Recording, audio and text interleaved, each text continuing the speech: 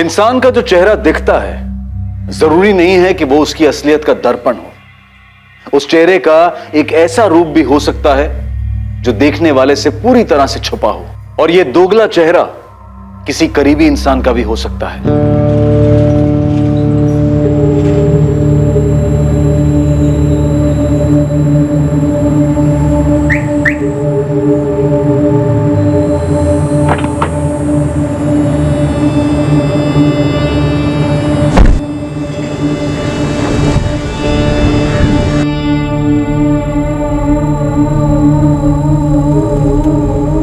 क्या विवेक शर्मा का भी कोई छुपा हुआ चेहरा था जिसे उसके अपने भी कभी देख ना पाए थे?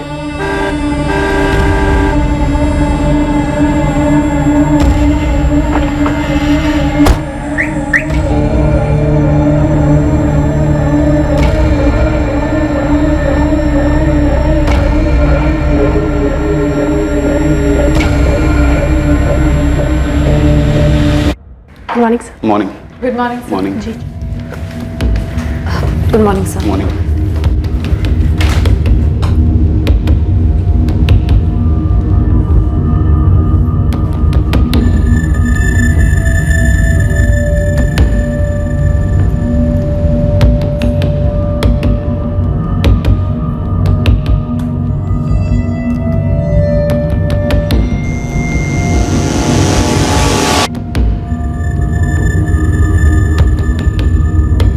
उनचास वर्षीय इंश्योरेंस कंसल्टेंट एजेंसी का मालिक विवेक शर्मा 14 जून 2017 को ऑफिस के बाद अपने घर नहीं लौटा।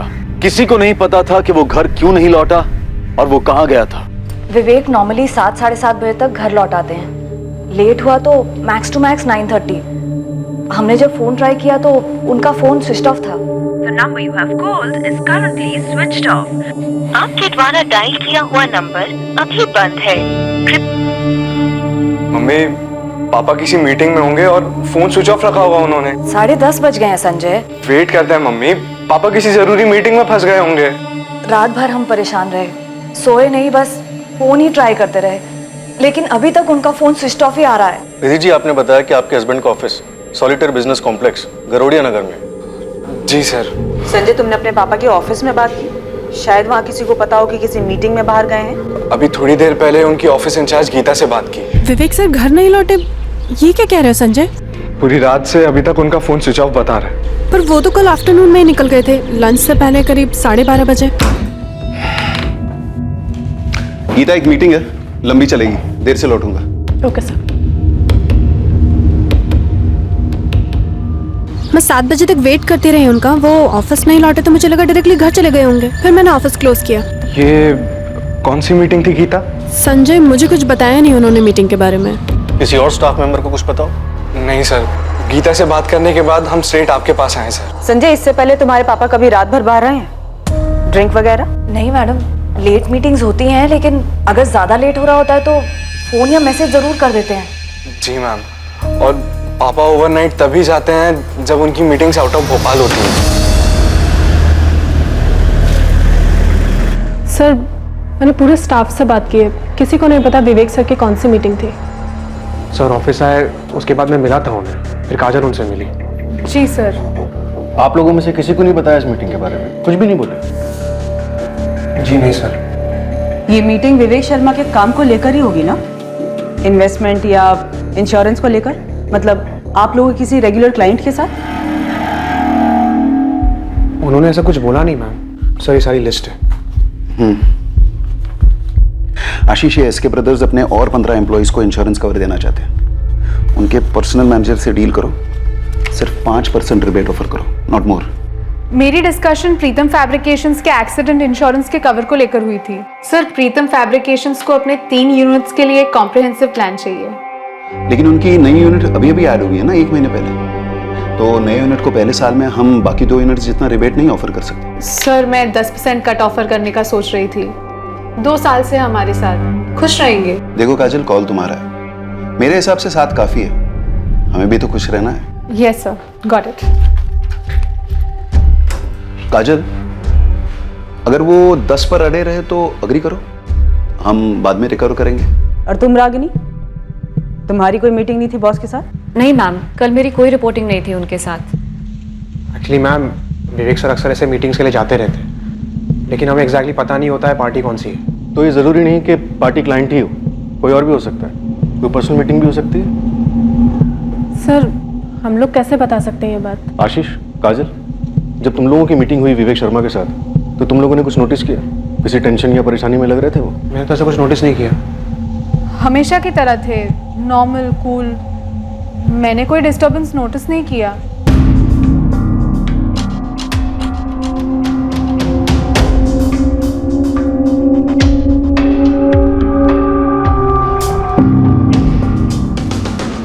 चेहरे पे टेंशन दिख तो नहीं रही। हाँ सर, डिस्टर्ब तो डेफिनेटली नहीं लग रहा है। 12:35 पे ऑफिस से निकलता है, शायद निकलने से पहले पार्टी से कॉल आया या फिर इसने कॉल किया। हो सकता है पहले से कोई मीटिंग फिक्स हो, ऑफिस में कोई डायरी मेंटेन नहीं की गई। नहीं मैडम, अगर सर ऐसी कोई डायरी मेंटेन भी करते होंगे तो मैंने कभी नहीं देखी। आप लोगों में से किसी को आइडिया है ऐसी किसी डायरी के बारे में? 12:35 पर ऑफिस से निकला, तो हो सकता है लंच मीटिंग हो। बर्डिया नगर में जितने भी ए क्लास रेस्टोरेंट हैं सब जगह चेक करो, एक्चुअली पूरे भोपाल में चेक करो। अजीब है, बंदा ऑफिस से एक मीटिंग के लिए निकलता है, उसके बाद ना घर पहुंचा ना ऑफिस। इसकी सारी बैकग्राउंड डिटेल्स निकलो और सारे हॉस्पिटल में भी चेक करो।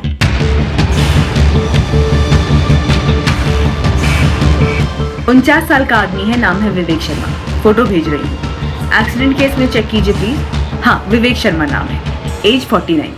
अविनाश जी, मैं आदमी और कार दोनों की तस्वीरें अलग अलग भेजी। ठीक है निमिषा। कार मरून सेडान है, नंबर है MPCX I407X।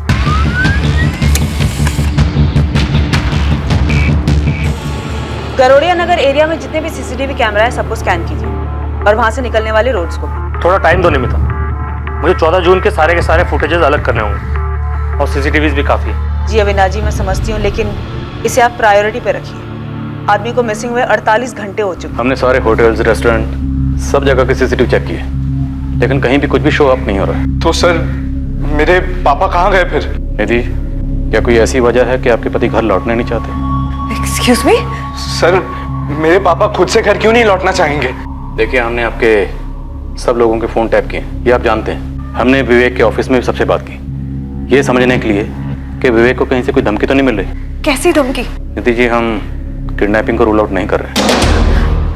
मेरे हस्बैंड को कोई किडनैप क्यों करेगा? पैसों के लिए। आपको किसी पर शक? नहीं सर, मेरे पापा की किसी के साथ कोई दुश्मनी नहीं थी सर। कितना अजीब है ये सब कुछ सर। एक नॉर्मल दिन था, नॉर्मल मीटिंग के लिए गए और अभी तक लौटे नहीं। अजीब तो है संजय, पर कुछ भी ऐसे तो नहीं होता, कोई ना कोई कारण तो होता है। हमने शहर के सारे हॉस्पिटल छान मारे, कोई एक्सीडेंट केस नहीं, कुछ नहीं। तो फिर आपके पापा कहाँ गए और क्यों? मैडम, धमकी दुश्मनी वगैरह की बात भी होगी तो वो हमसे क्यों शेयर करते? हाँ, लेकिन मैं आपको हमारे सारे क्लाइंट्स के लिए जरूर दे सकती हूँ। ओके, तो तुमसे सीधा सीधा सवाल करती हूँ, विवेक शर्मा की कोई गर्लफ्रेंड थी? मैडम, ये सिर्फ एक प्रोफेशनल सेटअप है और मैं यहाँ सिर्फ काम करती हूँ। उनकी पर्सनल लाइफ के बारे में मुझे कैसे पता होगा? सबसे करीबी दोस्त तो राजीव है, राजीव दुबे। सर राजीव अंकल भी पापा को लेकर काफी परेशान है। नंबर दीजिए। मैं अपने काम से काम रखती हूँ मैडम, और यहाँ पे इतना काम होता है कि किसी की पर्सनल लाइफ की डिटेल्स रजिस्टर भी नहीं होती है।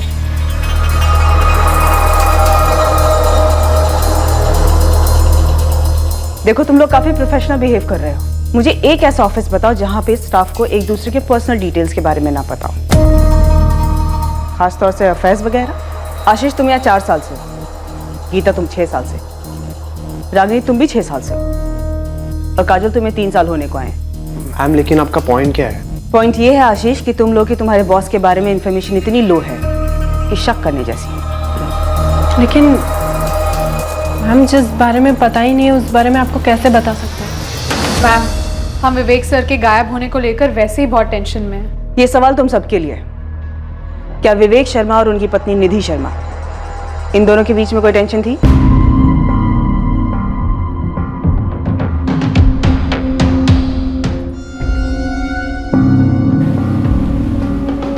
क्या ये विवेक सच में गुमशुदा? सर 3 दिन हो चुके हैं, अभी तक घर लौटा नहीं है।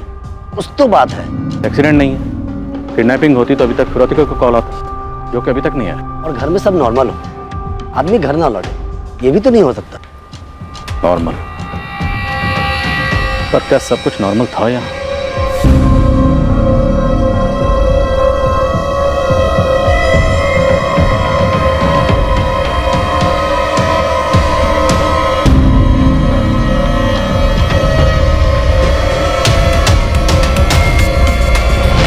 कुछ तो ऐसा हुआ था जो नॉर्मल तो नहीं था।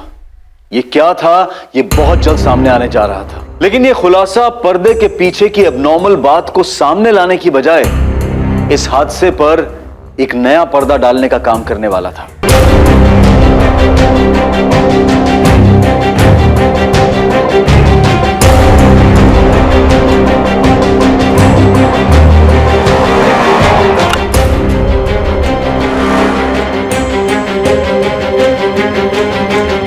The number you have called is currently switched off. Please try again later. Thank you. गरुड़िया नगर और उसके सभी रास्तों के सीसीटीवी को हमने स्कैन किया, लेकिन 14 जून को ये MPCXI 407X ऐसी कोई भी मरून सेडान स्पॉट नहीं हुई।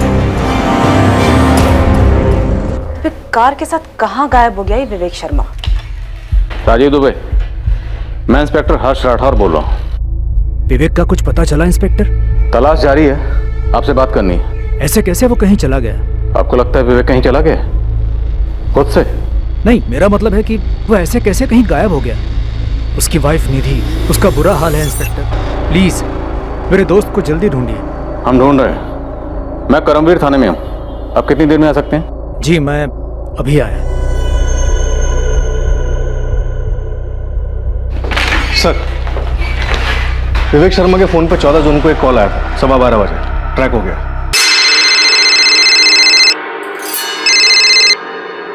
हाय, क्या हाल है? और ये नंबर स्विच ऑफ है? हाँ सर, 4448976112। पिछले 1 महीने से इस नंबर पे विवेक शर्मा को कॉल्स जा रहे हैं और विवेक शर्मा ने इस नंबर पे कॉल्स किए हैं। तो जान पहचान का होगा, बंदा या बंदी? सर, इन दोनों के बीच में सिर्फ पिछले 1 महीने से बात हो रही है। 1 महीने के पहले कोई कॉल नहीं हुआ? सर, ये 1 साल के कॉल रिकॉर्ड्स हैं। ये नंबर इससे पहले कहीं नहीं दिखा। इस नंबर को अर्जेंट बेसिस पे ट्रैक करके इसके रिकॉर्ड्स मंगाओ। कमल, मुझे लगता है ये नंबर हमारी लीड है। 4448976112। पिछले 1 महीने से विवेक जी की काफी बार बात हुई है इस नंबर पे, सिर्फ 1 महीने से।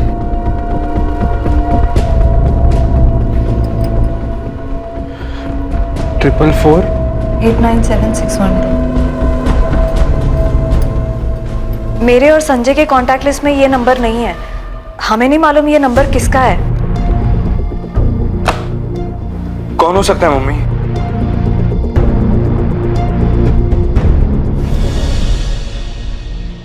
विवेक के फोन लोकेशंस डिटेल जल्दी आ जाना चाहिए सर।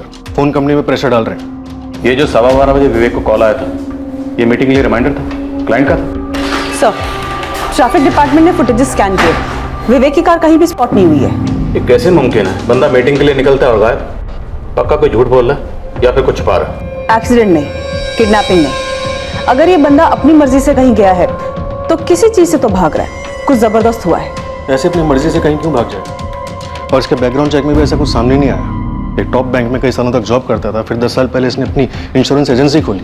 अच्छा खासा बिजनेस चल रहा था। ये जो 12:15 बजे विवेक को कॉल आया था, शायद ये किसी मीटिंग की याद दिलाने के लिए किया गया था। और मुझे डाउट है ये कॉल किसी काम से रिलेटेड था, क्योंकि ये नंबर किसी क्लाइंट का नहीं है। पिछले 1 महीने में कई बार बात हुई है, जो कि क्लाइंट से तो उतनी बातें नहीं होती हैं। तो फिर माजरा क्या है?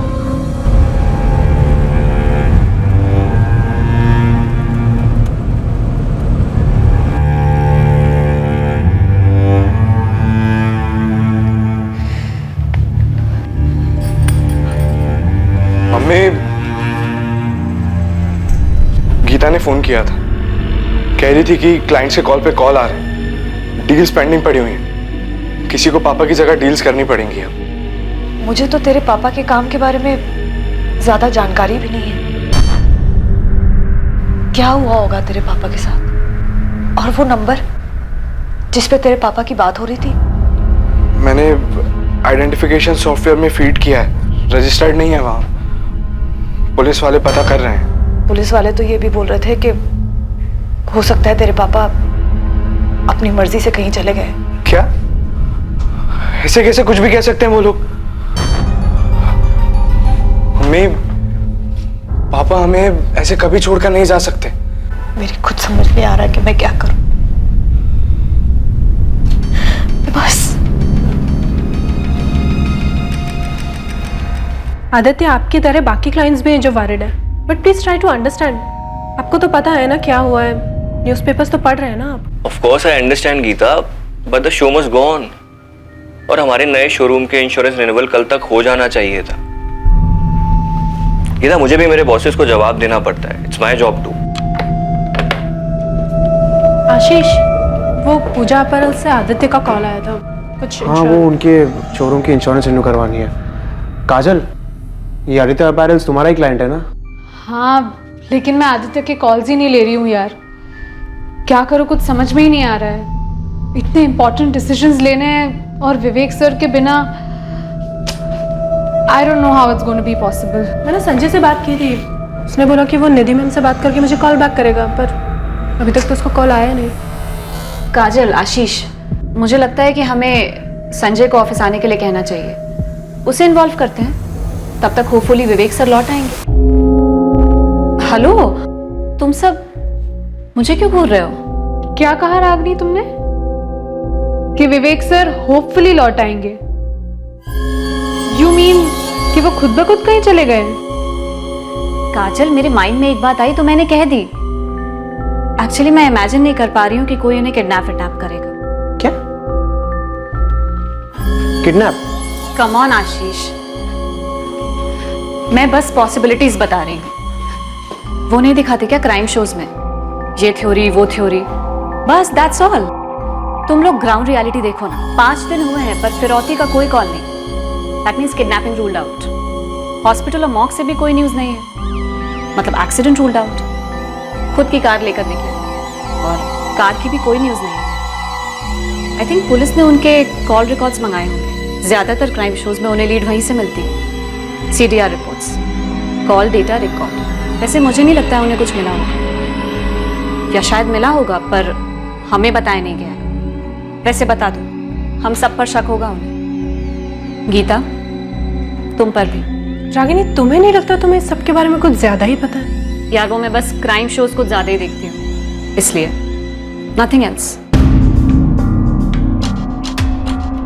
ये विवेक शर्मा, ये उसकी कार। साहब, ये कार के साथ में गायब हुए, मतलब अपनी मर्जी से गए? कोई कारण सामने नहीं आ रहा। किसी से कोई दुश्मनी नहीं, कोई कर्जा नहीं। खुद बीवी ने कंप्लेंट दर्ज करवाई। उसका कहना है कि आपस में कोई अनबन भी नहीं थी। तो मतलब किसी ने कार के साथ में ही अगवा कर लिया? साहब, ये कार तो इस हालत में नहीं मिली, इसका तो पोस्टमार्टम हो चुका होगा, और यह आदमी किस हालत में मिलेगा अब देखो। तो एक काम कर, गैराजेस और गाड़ियां चोरी करने वाले गैंग्स में पता कर। गोविंद, मुझे लगता है ये आदमी अपनी मर्जी से कहीं गया है। घर पे कोई अनबन हुई होगी, इसके अलावा तो कुछ नजर नहीं आता है। फैमिली बैकग्राउंड चाहिए मैडम आपको? एकदम बारीकी से। इस विवेक के साथ साथ इसकी बीवी निधि और बेटे संजय, दोनों की डिटेल चाहिए। मुझे ऐसा लग रहा है ये दोनों हमसे कुछ छुपा रहे हैं। हो जाए। इनके अलावा ऑफिस के 4 एम्प्लॉइज और हैं, 3 लेडीज 1 आदमी, सबकी फाइल बना। देखो राजीव, अगर तुम्हारे दोस्त विवेक की अपनी पत्नी निधि के साथ कोई अनबन थी, कोई घरेलू मसला था, और विवेक अपनी मर्जी से कहीं चला गया, तो हम अपना टाइम वेस्ट नहीं करना चाहते। ऐसी कोई अनबन नहीं थी। ये जरूर कोई सीरियस मामला है। कितना सीरियस? किडनैपिंग, मर्डर, कितना सीरियस? और तुम्हें क्यों लगता है ये सीरियस मैटर है? क्या विवेक की किसी के साथ कोई दुश्मनी थी? मकसद क्या था? विवेक आखिर मीटिंग के लिए कहाँ गया? रुकिए सर, मैं ये सब बातें नहीं जानता। मैंने सीरियस इसीलिए कहा क्योंकि निधि को बताए बिना विवेक कहीं जाता नहीं था। अफेयर था कोई? अफेयर? नहीं सर, मैं उसका बेस्ट फ्रेंड हूँ। मैं कह रहा हूँ कोई अफेयर नहीं था। उसका बेटा संजय 2nd ईयर B.Com में पढ़ता है, 20-21 साल का जवान है, उसके साथ कोई मसला? सर, बेटे के साथ मसला और इतना बड़ा कदम? नहीं सर, मामला कुछ और है। सुन ना, बोलो क्या बात है? राजीव, इस वक्त हमें सिर्फ इतना पता है कि ऑफिस से निकलने से ठीक 20 मिनट पहले विवेक को फोन आया था 4448976112 से। उसके बाद विवेक ऑफिस से निकला। हाय, क्या हाल है? और उसे लौटने की कोई जल्दी नहीं थी। गीता, एक मीटिंग है, लंबी चलेगी, देर से लौटूंगा। गाड़ी में बैठकर जाते वक्त विवेक के चेहरे पर कोई टेंशन नहीं थी, कोई तनाव नहीं था, एकदम रिलैक्स। 14 जून को ऑफिस से मीटिंग के लिए निकला, उसके बाद लौटा ही नहीं, ना ऑफिस ना घर, और आज 5 दिन हो गए। Sir CCTV footages all blank. Vivek ने कोई ऐसा रूट लिया जो शहर के किसी भी मेजर सीसीटीवी में कैप्चर ही नहीं हुआ। और विवेक इस वक्त कहाँ है, ये एक सुपर राज है। ये सब कुछ एक बारीकी से की गई प्लानिंग की तरफ इशारा करता है। मेरी तो समझ में नहीं आ रहा, मैं क्या कहूँ। तुम आखिरी बार विवेक से कब मिले थे, या फोन पे कब बात हुई थी? मैं उसे 12 जून को मिला था, उसी के घर पे।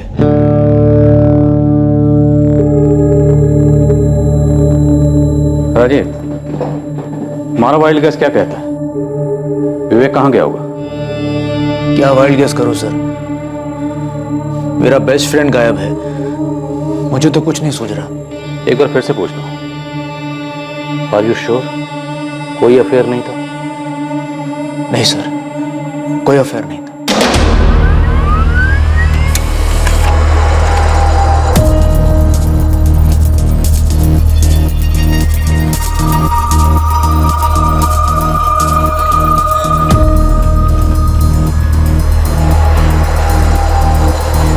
हाय, सॉरी थोड़ा लेट हो गया।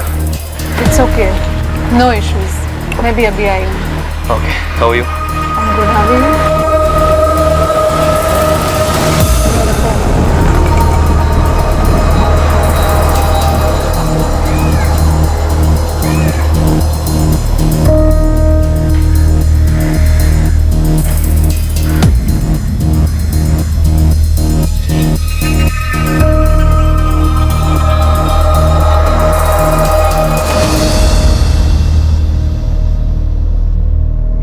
सर, विवेक शर्मा का लास्ट फोन लोकेशन उबैदुल्लागंज था। उबैदुल्लागंज? हाँ सर, विवेक के ऑफिस से ठीक 35 किलोमीटर दूर। 2:05 पर विवेक का फोन स्विच ऑफ हुआ। वो ऑफिस से 12:35 को निकला था। जरूरी नहीं कि विवेक उबैदुल्लागंज पहुंचा हो सकता है सिर्फ उसका फोन पहुंचा। लगता है विवेक खुद पहुंचा था सर। 12:15 बजे उसे जो कॉल आया था 444897612 से, उसका कॉलर ट्रेस हुआ, कोई मुकेश चंद है।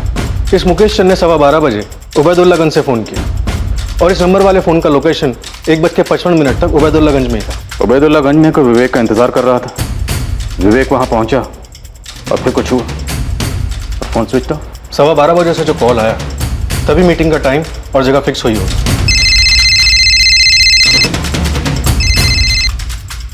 हाय, क्या हाल है?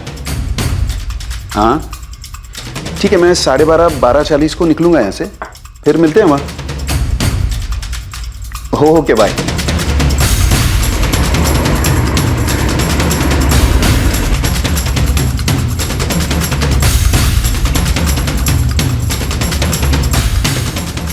अगर विवेक के साथ किसी को कुछ करना ही था, जैसे कि मर्डर, तो उसके उबैदुल्लागंज में पहुंचते कर दिया होगा और उसके बाद फोन स्विच ऑफ।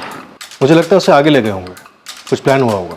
इस मुकेश चंद का एड्रेस हबीबगंज का है, फर्जी तो नहीं? मुकेश चंद? नहीं मैडम, हमारी क्लाइंट लिस्ट में तो कोई मुकेश चंद नहीं। और वैसे मैंने कभी विवेक सर के मुंह से भी ये नाम नहीं सुना। मैं नहीं जानती किसी मुकेश चंद को। मैं भी नहीं जानता मैम। सेम। जी, हमारे सर्कल में कोई मुकेश चंद नहीं है। उसके काम के सर्कल में कोई होगा तो मुझे पता नहीं। हम लोग आपस में काम की बातें बहुत कम करते थे। पर ये है कौन? मुझे नहीं पता, और पापा के काम के बारे में हमें क्या कुछ पता रहता है।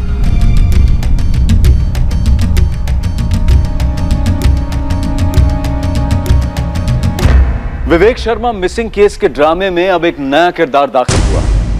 उसका नाम था मुकेश चंद। लेकिन विवेक की पर्सनल और प्रोफेशनल लाइफ में से कोई भी इस व्यक्ति को नहीं जानता था।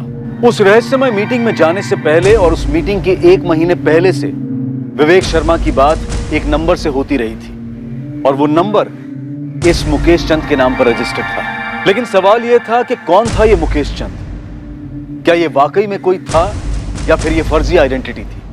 और अगर फर्जी थी तो साजिश क्या थी?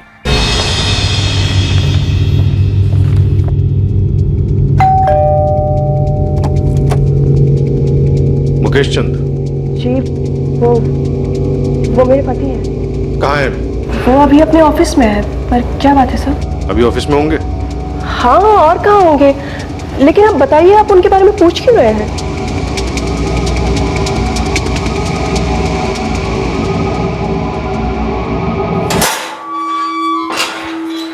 आप लोग कुछ बोल क्यों नहीं रहे हैं? मुझे इस तरह ऑफिस से उठा लेने का क्या मतलब है? विवेक शर्मा कहाँ है? कौन कहा है? Vivek Sharma, VS insurance consultant का मालिक, 105 सॉलिटेयर बिजनेस पार्क, बरड़िया नगर, भोपाल। समझ गए या पिन कोड बताऊं? मैंने ये नाम पहली बार सुना है सर।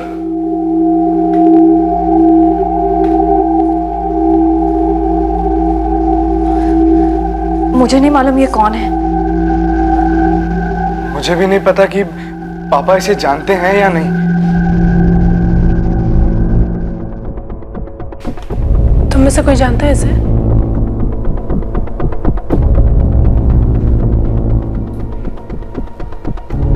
लेकिन ये नंबर मेरा नहीं है सर। कैसे नहीं? फोटो तुम्हारी है, एड्रेस तुम्हारा है और तुम्हारे पैन कार्ड की कॉपी लगी है। मुझे नहीं पता सर, पर ये नंबर मेरा नहीं है। तुम्हारे इलाके हबीबगंज में जो मोबाइल शॉप है ना, फास्ट मोबाइल शॉप, उसे हमने ढूंढ निकाला। यहाँ से 1 महीना पहले तुमने ये सिम खरीदा था।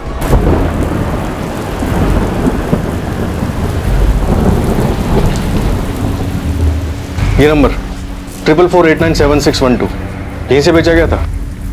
एक सेकंड सर, चेक करता हूँ।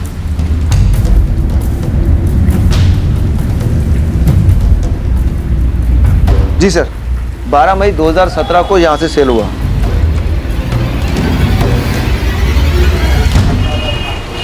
ये मुकेश चंद है? डॉक्यूमेंट तो उसी के हैं, वही होना चाहिए। सर ये है तो मेरे ही, लेकिन मैंने कोई नंबर नहीं लिया 1 महीना पहले। विवेक शर्मा 5 दिन से गायब है और गायब होने से पहले उसकी आखिरी बात तुमसे हुई थी। क्यों गायब किया उसे? नहीं नहीं सर, मैं किसी विवेक शर्मा को नहीं जानता। ये मेरे कागजात का गलत इस्तेमाल किया है किसी ने।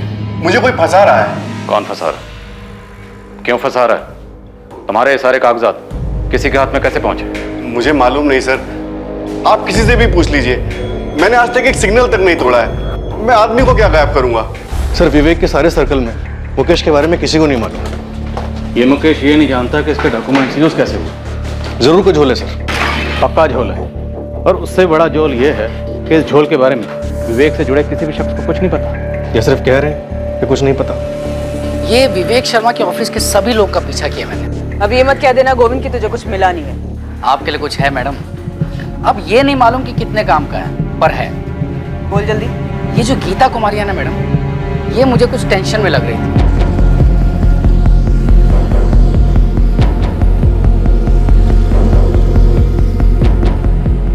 तुझे कैसे पता कि टेंशन में थी? वो ऐसे कि ये ऑफिस के बाद ऑफिस के ही एक बंदे से मिलती है, वो आशीष सिंह।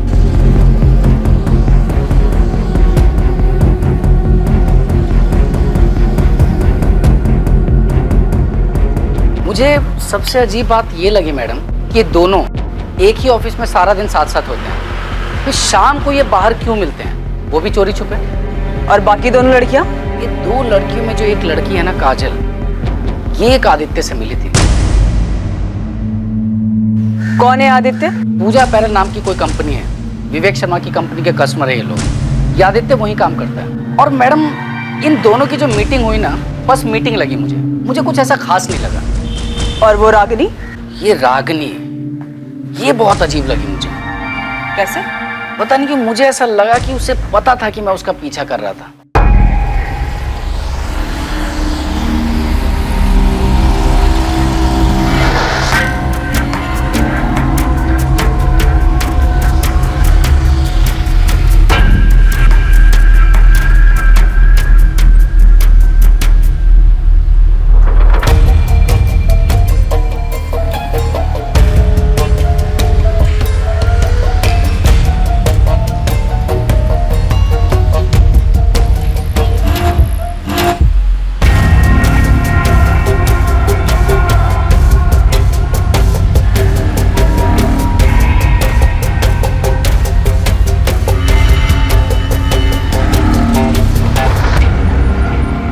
मुझे तो समझ में ही नहीं आया कि उसे कैसे पता चला कि मैं उसका पीछा कर रहा था। 1 मिनट के लिए ना मैडम थोड़ा नर्वस हो गया था मैं। तो गोविंद तुझे ये लगता है कि ऑफिस के अंदर की बात है?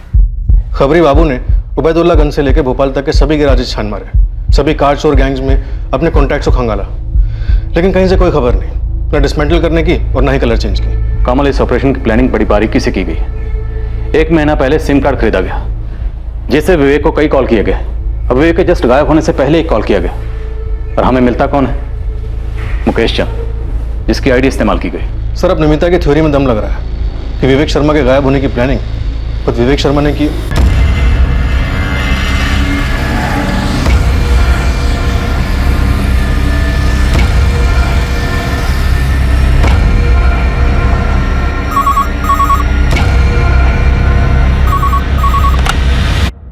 Karambir police station. Inspector Rathore बोल रहा हूँ। विवेक शर्मा को ढूंढना बंद कर दो। कौन बोल रहा है? तुम्हें लगता है मैं तुम्हें बताऊंगा? अच्छा ठीक है, मत बताओ कि कौन बोल रहा है, लेकिन इतना तो बताओ कि हम विवेक शर्मा को ढूंढना क्यों बंद करें? क्योंकि वो अब नहीं मिलेगा। क्यों नहीं मिलेगा? कोई कारण तो होगा। अपना वक्त बर्बाद करते रहो और कारण ढूंढते रहो, लेकिन इतना याद रखो वो कभी नहीं मिलेगा। क्यों? मारा गया है? इंस्पेक्टर, केस क्लोज करो। ये कंप्लेंट ही तुम लोगों को गुमराह करने के लिए की गई है। हेलो,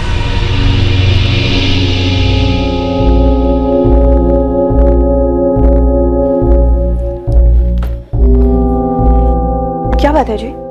पुलिस आपको ऑफिस से क्यों लेकर गई थी? कुछ नहीं, बस थोड़ी गलतफहमी हो गई थी उन्हें, मिस्टेक। निधि, संभालो अपने आप को, समेटे रखो खुद को, सब ठीक होगा। अभी सब कुछ अजीब लग रहा होगा, लेकिन विश्वास रखो, सब ठीक हो जाएगा। मुझे बहुत ज्यादा टेंशन हो रही है राजीव। मैं समझता हूँ निधि, लेकिन इस वक्त तुम्हें संजय के बारे में सोचना है। उस पर क्या बीत रही होगी। देखो, संजय की खातिर तुम्हें स्ट्रांग बनना ही पड़ेगा।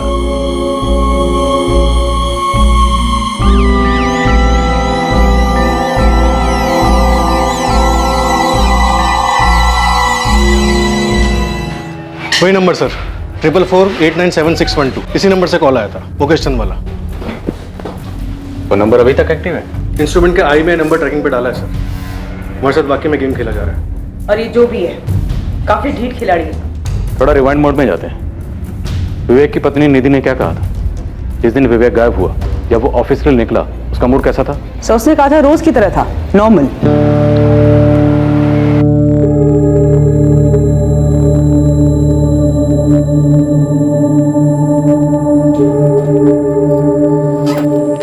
बाय निधि। बाय। वही रूटीन नॉर्मल सी सुबह थी। उन्होंने नाश्ता किया, बाय बोला और ऑफिस चले गए। संजय, तुमसे कोई बात हुई थी विवेक जी की? तुमने कुछ अजीब सा नोटिस किया? नहीं मैम, मैं तो अपने रूम में पढ़ रहा था, और वैसे भी जब पापा ऑफिस जाते हैं तो मुझे अलग से बाय नहीं कहते। कड़ियां जुड़ नहीं रही हैं। हमारे पास विवेक के बारे में उतनी जानकारी है जितनी हमें विवेक की पत्नी निधि ने दी या फिर उसके ऑफिस के स्टाफ ने, और मुझे लगता है ये लोग हमें पूरी जानकारी नहीं दे रहे। ये मुमकिन ही नहीं है कि 14 जून को विवेक गायब हो जाता है और उसके घर में, ऑफिस में किसी को कुछ पता नहीं कि विवेक कहाँ गया, क्यों गया। कोई बैकग्राउंड तो रही होगी। कोई फाइनेंशियल मामला भी नजर नहीं आ रहा सर। विवेक के बैंक अकाउंट्स, उसके ऑफिस के बैंक अकाउंट्स, उसकी क्लाइंट लिस्ट सभी चेक किए, कहीं कोई हेराफेरी नहीं है। जिन बैंक्स में विवेक के अकाउंट्स हैं, मैंने उन सभी बैंक से कहा कि विवेक के हर ट्रांजैक्शन पर नजर रखें। विवेक को गायब हुए 14 दिन हो गए, लेकिन अभी तक किसी भी बैंक से कोई भी विड्रॉवल नहीं हुआ। और सबसे अजीब बात है वो कार, जो अभी तक ट्रेस नहीं हुई है। उबैदुल्लागंज तक गई थी, ये इन्फॉर्मेशन भी हमें उसे फोन लोकेशन से मिली है। 14 दिन। मुझे नहीं लगता कि विवेक अपनी मर्जी से कहीं गया। शायद विवेक को कहीं ले जाकर रखा गया है या फिर मार डाला गया है शायद। लेकिन क्यों और किसने? मोटिव का कोई एक सुराग तो मिले। चूंकि विवेक के गायब होने के पीछे ना कोई ठोस जानकारी मिल रही थी और ना ही उसे गायब करवाने का कोई ठोस मकसद, विवेक की पत्नी निधि भी शक के दायरे में शामिल की गई।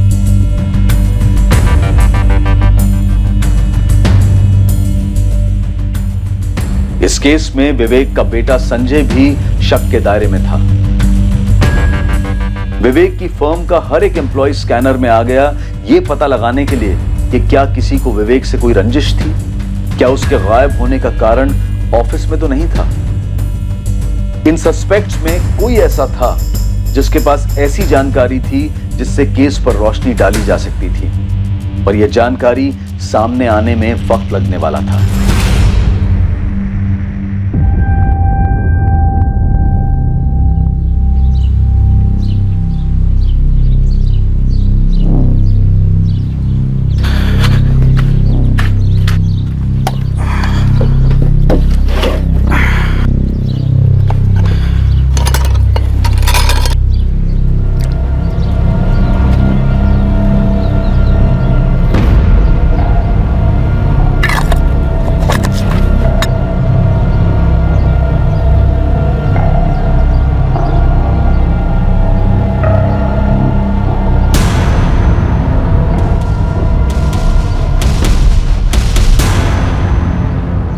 मुश्ताक भाई, मैंने ये खोदा ही नहीं, और पेड़ के बीचों बीच कैसे खोद सकता हूँ? अच्छा भाई, लग तो रहा है खोदा गया है। हाँ, अजीब है, लेकिन मैं तो 2 महीने बाद लौट रहा हूँ। वो ठीक है, और कुछ तो गड़बड़ लग रही है। देखें? मुश्ताक भाई, मुझे तो डर लग रहा है। डर तो मुझे भी लग रहा है छोटे, पर हमारे खेत है। अगर किसी ने कुछ उल्टा सीधा कर दिया तो इल्जाम हम पे आ सकता है, इसलिए देखना तो पड़ेगा।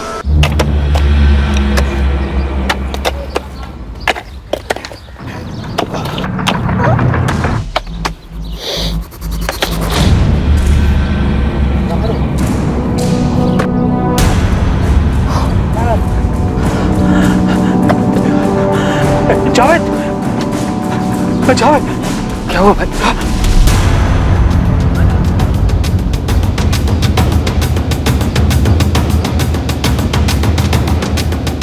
भयंकर तरीके से इसे फंसाया गया, फंसाकर इसकी मौत के मुंह तक खींच कर लाया गया। बॉडी मिली होशंगाबाद में और फोन स्विच ऑफ हुआ उबैदुल्लागंज में।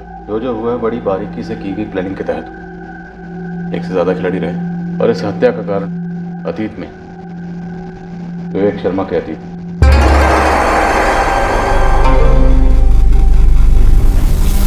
मम्मी, क्या हुआ? पुलिस स्टेशन से फोन था, क्या कहा उन्होंने? मम्मी कुछ बोलिए ना। मम्मी क्या हुआ? आप बोलिए ना, बताइए। उन्होंने बोला कि तेरे पापा की बॉडी मिली।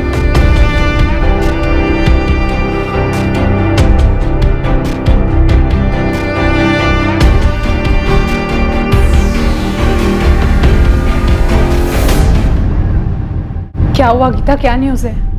गीता बोलो ना। पुलिस को विवेक सर की बॉडी मिली है। कहाँ से मिली? होशंगाबाद।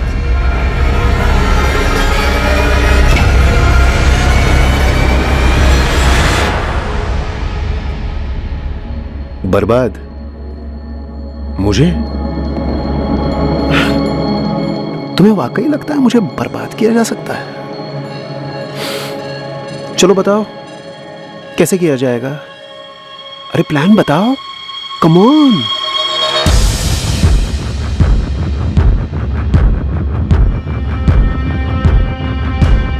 कितनी अजीब बात है, मैंने सोचा ही नहीं था कि कोई उसकी बॉडी खोद निकालेगा।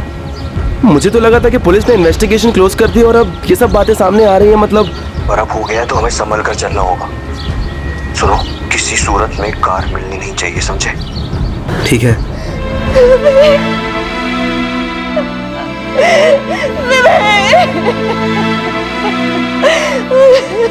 निधि जी, आपके पति विवेक का मर्डर 14 जून को ही हो गया था, उसी दिन जिस दिन वो ऑफिस से मीटिंग के लिए निकले थे। मैं डेट ऑफ डेथ इसलिए कह रहा हूँ क्योंकि बॉडी उतनी गल चुकी है। ये 16 वार किस हथियार से हुए होंगे? ऐसे वार हमेशा मांस काटने के चॉपर से होते हैं, लेकिन इंस्पेक्टर 16 के 16 वार विवेक की मौत के बाद किए गए। भड़ास निकालने के लिए या फिर कोई मैसेज देने के लिए? पॉसिबल। तो फिर मौत कैसे हुई और कब हुई? या वायर से गला घोंटा गया और कर दी। और जिसने भी किया है, इतना तो साफ है, नफरत करता था वो आपके पति से, निधि जी।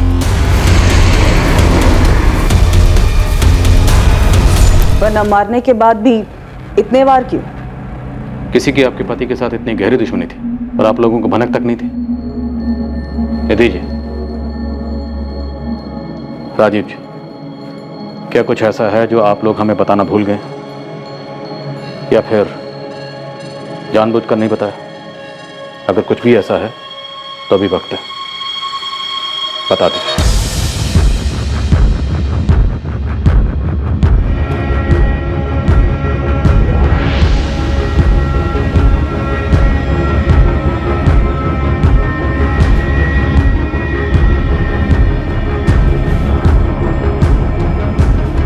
रागिनी, मैं बस 2 मिनट में आती हूँ।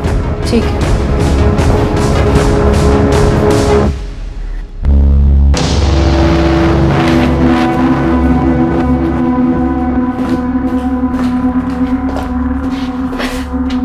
एक बात बोलूं? क्या? ये आशीष और गीता। आशीष और गीता क्या? मुझे लगता है विवेक सर को इन दोनों ने मार डाला है। What? हाँ, मुझे ऐसा लग रहा है।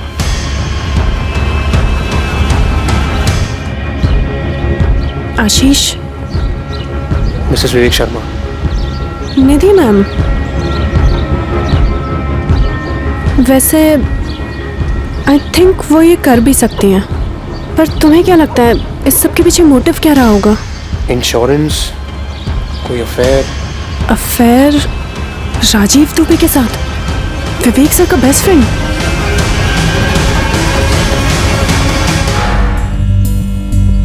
साहब, हम 2 महीने बाद अपने खेत पे आए तो देखते हैं कि मेड़ पे ही एक टीला बना हुआ है, जिसे देखकर हम दोनों के पसीने छूट पड़े। फिर हमने खुदाई शुरू कर दी। इसके अलावा हमको कुछ नहीं पता साहब। कौन सा किसान 2 महीने तक अपनी जमीन से दूर रहता है? साहब, हम 2 महीने के लिए बाहर गए थे और जब बीज बोने का टाइम आया तो हम वापस आ गए और वापस आके देखा तो यहाँ पे ये कांड हो रखा है। तुम लोग 2 महीने के लिए यहाँ पर नहीं हो, तुम्हारी जमीन पे कोई नजर रखने वाला नहीं है। ये बात किस किस को पता है? मेरा यकीन करो सर, विवेक ने मुझसे ऐसा कुछ नहीं कहा जो मैंने आपको ना बताया हो। हमेशा सब कुछ नॉर्मल सा ही था। कुछ नॉर्मल नहीं था राजीव। 16 वार किए गए। 16 वार नॉर्मल नहीं होते। पर मुझे तो कुछ नहीं पता। बेस्ट फ्रेंड के सामने विवेक ने नकाब पहना। अब लगता है आप सब लोग हमारे सामने नकाब पहन रहे हो। लोगों के नकाब उतारना हमारा पेशा है और नकाब उतारने का हमारा सलीका और तरीका थोड़ा टेढ़ा होता है, खासकर मर्डर केस में, जो कि अब विवेक का केस बन गया है। भयंकर मर्डर का केस। तुम्हारे और निधि के पास लास्ट चांस है। हमें असली चेहरे दिखाओ, खुद के और विवेक का।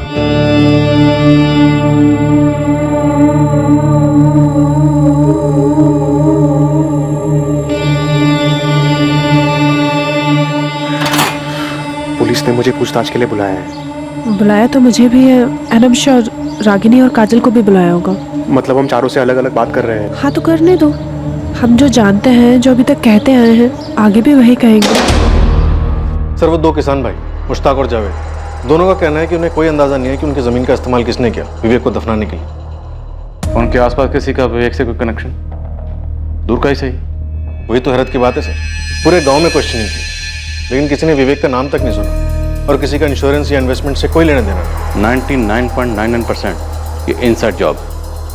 ये मर्डर किसी अंदर वाले ने किया। अब ये अंदर वाला या तो घर में से कोई है या ऑफिस से। उंगलियां अब हर किसी पर और कई दिशाओं में उठने जा रही थी। ऐसा लग रहा था कि विवेक के कत्ल के पीछे कई लोग हो सकते हैं, पर क्यों थे? इस सवाल का जवाब एक रहस्यमय धुंध में लिपटा था। गीता और आशीष? मेरा शक पक्का है मैम। पर क्यों? बॉडी लैंग्वेज स्टडी कीजिए दोनों की। ठीक उन लोगों की तरह है जो लोग कुछ छिपा रहे होते हैं पर सब सही होने का नकाब पहनते हैं। रागिनी, उस दिन 14 जून की दोपहर जिस मीटिंग के लिए विवेक शर्मा निकला, जिस नंबर से उसे कॉल आया 4448976112, वो सब गीता और आशीष का किया कराया है? Exactly ma'am. मुझे ऐसा लगता है कि ये सब उन दोनों की जोड़ तोड़ थी। निधि शर्मा, निधि विवेक शर्मा, और किस बेसिस पे इल्जाम लगा रहे हो तुम दोनों? सर, अभी तो सिर्फ शक है, कोई सबूत नहीं है हमारे पास। हाँ, तुम्हारे शक का बेसिस क्या है? जैसे जैसे विवेक सर का लौटना डिले होता गया, हमारा शक बढ़ता गया सर। उन दोनों के बीच में कोई अनबन थी जो तुम लोगों ने पहले रिपोर्ट नहीं की? नहीं सर, शक तभी हुआ जब विवेक सर के मिसिंग होने के बाद क्लाइंट्स के कॉल पर कॉल आने लगे। सबको अपनी डील क्लोज करनी थी और काम आगे बढ़ाना था। अब चूंकि विवेक सर नहीं थे फैसले लेने के लिए, तो मैंने उनके बेटे संजय को कॉल किया। गीता ने फोन किया था, कह रही थी कि क्लाइंट से कॉल पे कॉल आ रहे, किसी को पापा की जगह डील्स करनी पड़ेंगी। और फिर कुछ दिन बाद मुझे निधि मैम का कॉल आया। गीता, ध्यान रहे हाथ से एक भी क्लाइंट जाना नहीं चाहिए और ना ही कोई क्लाइंट डिस्टर्ब हो। जी मैम, आई अंडरस्टैंड, बट उसके लिए सिग्नेचर्स लगेंगे, अप्रूवल्स लगेंगे। कंपनी में मेरा भी नाम है ना एज अ पार्टनर। जी मैडम। तो मैं साइन करूंगी, मैं अप्रूवल्स दूंगी। तुम अपना काम एज यूजुअल कंटिन्यू करो। उनकी आवाज इतनी नॉर्मल, इतनी रोजमर्रा वाली थी, मानो प्रिपेयर थे इस सिचुएशन के लिए। इनफैक्ट शायद वेट कर रही थी। सर, जब गीता ने मुझे बताया तब मुझे थोड़ा शक हुआ कि शायद एजेंसी हत्या ने निधि मैम ने खुद कुछ कर दिया हो। और जब 3 दिन तक विवेक सर लौटे नहीं, तो मुझे फीलिंग आने लगी कि शायद अब वो नहीं रहे। और ये जो फीलिंग है तुम्हारी, ये तुम लोगों ने अपने तक रखी, हमें बताना जरूरी नहीं समझा? सर, ऐसे कैसे कुछ कह सकते थे? कोई सबूत नहीं था हमारे पास। मुझे भी एक फीलिंग हो रही है और सबूत भी है कि विवेक के मर्डर के पीछे तुम दोनों का हाथ है। सर, क्या बात कर रहे हैं आप? किसने कान भरे सर आपके? सर, लेकिन ये सब करके फायदा क्या होगा हमारा? सर बताइए ना सर, कौन हमारे पीछे आपको ये सब बता रहा है? भाई, जो जानता है कि इस कत्ल के पीछे तुम दोनों हो। सर, हर कत्ल के पीछे एक मोटिव होता है। हमारा जीरो मोटिव है। हमारा विवेक सर के साथ कनेक्शन भी अच्छा था, और भले ही कुछ भी हो जाए, हम तो एम्प्लॉयज ही रहते हैं ना सर। निधि मैम की तरह एजेंसी के मालिक थोड़ी बन जाते हैं। तुम दोनों, रिश्ता है तुम दोनों के पीछे? हाँ सर, पर इसका मर्डर से कोई कनेक्शन नहीं है। हमारी विवेक सर से कोई शिकायत नहीं थी। वो एक अच्छे एम्प्लॉयर थे और हम अच्छे एम्प्लॉयज, सिर्फ एम्प्लॉयज। रागनी क्यों काजल? सर, मुझे नहीं पता, बस क्या काजल? काजल, तुम्हारे बॉस विवेक शर्मा का मर्डर हुआ, भयंकर मर्डर। अब तुम रागनी का नाम ले रही हो, तो कोई कारण तो होगा। कारण तो है, लेकिन क्या है मैं बता नहीं पा रही हूँ। जो भी है बोलो। सर, वो क्या?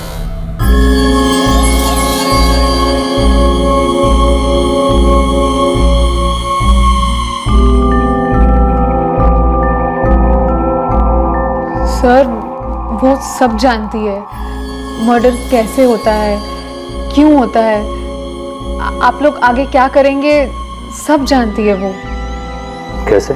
कहने को तो कहती है कि क्राइम शोज देखकर सब पता चला है, लेकिन मुझे ऐसा लग रहा है कि वो इन्वॉल्व्ड है, इसीलिए वो गीता और आशीष के नाम भी ले रही है। तो तुम्हें लगता है कि वो गीता और आशीष का नाम लेकर खुद का जुर्म छुपा रही है? बॉडी लैंग्वेज ठीक उन लोगों की तरह है जो लोग कुछ छुपा रहे होते हैं, पर सब सही होने का नकाब पहनते हैं। सबके सब गेम खेल रहे हैं। रागनी कह रही है गीता आशीष। गीता आशीष कह रहे हैं वाइफ निधि शर्मा। और काजल कह रही है कि रागनी मास्टरमाइंड है। सर, वो बच्चों की बर्थडे पार्टी में गेम्स नहीं होते, वो पासिंग पार्सल, म्यूजिकल चेयर्स, ये सब के सब ऐसे ही ड्रामा कर रहे हैं। सबके सब एक दूसरे को संदिग्ध बना रहे हैं, पर किसी का भी क्लियर मोटिव समझ में नहीं आ रहा है। जैसे ही विवेक की बॉडी मिली, मिसिंग से केस मर्डर का बना, सबके इक्वेशन बदल गए। सब ऑर्केस्ट्रा में होता है ना, कंडक्टर का इशारा होते ही पहला इंस्ट्रूमेंट बजाता है, फिर दूसरा, तीसरा, फिर सब मिलके। पर निमिता, सवाल ये है कि ये ऑर्केस्ट्रा कंडक्ट कौन कर रहा है?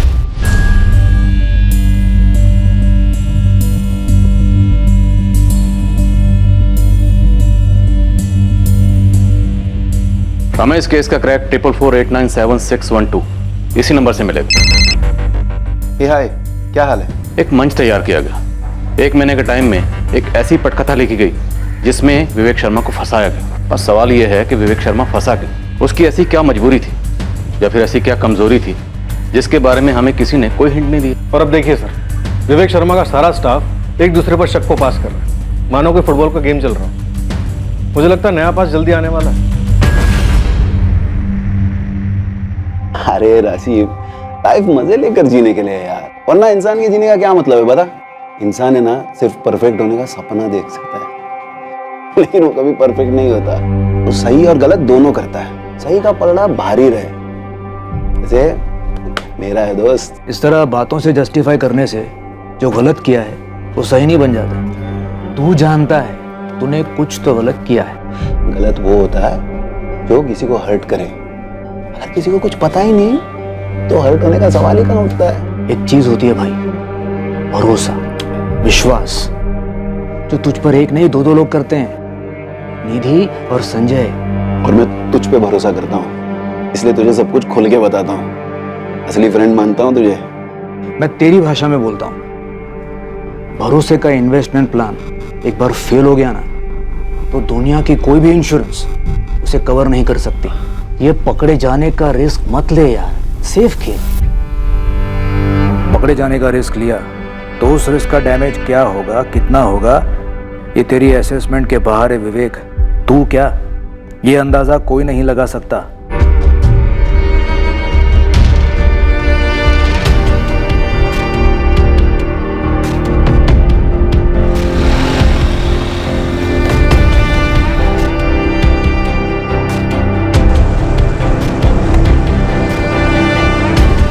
जैसा कि पुलिस को शक था, आरोपों का फुटबॉल अब अपने अगले पास के लिए तैयार था। एक ऐसा खुलासा हुआ जिसके बारे में विवेक से जुड़े किसी ने एक बार भी जिक्र नहीं किया था। शायद इन लोगों में से कुछ लोगों को इसके बारे में पता ही नहीं था, और कुछ शायद पता होते हुए भी चुप बैठे रहे थे। इंस्पेक्टर, मुझे थाने आकर कुछ कहना है। विवेक की एक सीक्रेट थी। वो तो होना ही था। मैं बस इंतजार कर रहा था कि कब कोई सामने आकर इसका खुलासा करेगा। सर, जब वो गायब हुआ तब मुझे ऐसा नहीं लगा था कि उसकी सीक्रेट का उसके गायब होने के साथ कोई कनेक्शन होगा। अब ये केस विवेक के गायब होने का नहीं है, विवेक के मर्डर का है। विवेक अब लौटने वाला नहीं। अब तुम जो भी बोलोगे वो विवेक को दर्द नहीं देगा, बल्कि उसे इंसाफ देगा।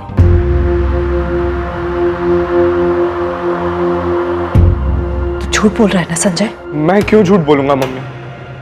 और मेरे झूठ बोलने से पापा लौट आएंगे क्या? राजीव को पहले से ही मालूम था।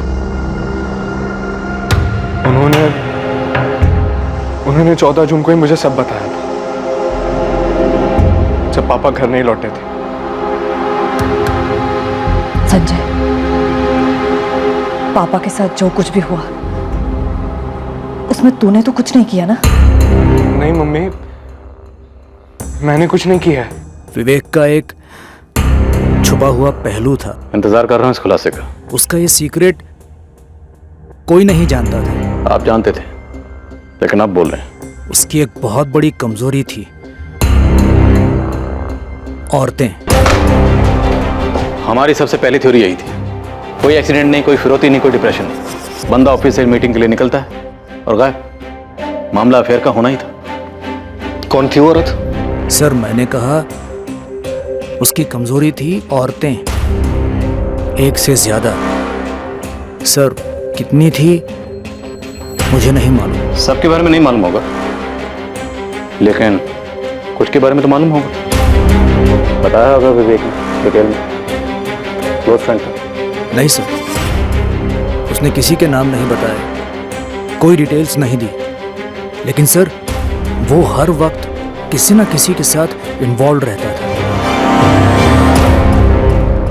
उसके ऑफिस में कोई थी?